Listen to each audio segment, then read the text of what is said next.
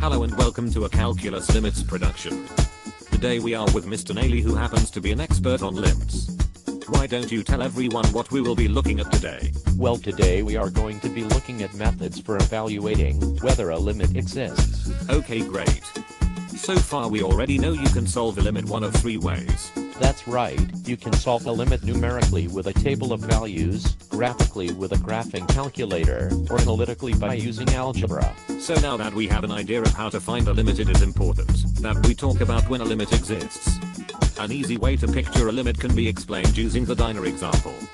Can you explain that for us, Mr. Naily? Sure. Say you and a friend are going to meet for dinner and you are meeting at a diner that is centrally located to both of you. If you live east of the diner and your friend lives west of the diner and you both want to drive to meet there, ideally the roads which lead to the diner will lead you to the same place. If you come from the west and your friend comes from the east, and you end up at the same diner, then a limit exists. So mathematically you could say a limit exists if you travel along a function from the left side and the right side towards some specific value of x. As long as the heights from the left and the right are the same, then the limit exists. Exactly.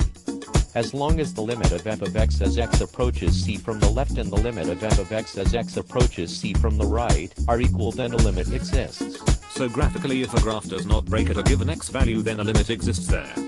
But what if there is a hole at the given x value? Does that mean there is no limit? No, a hole in the graph does not mean no limit exists. In fact, the limit does exist even if there is a hole, because you still reach the intended destination.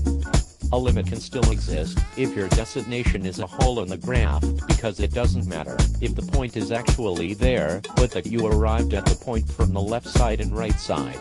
Well said, Mr. Naily.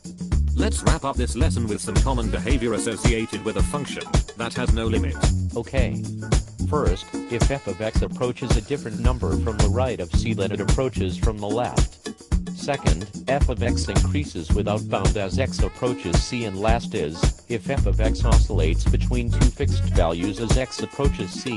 This concludes our lesson on limits.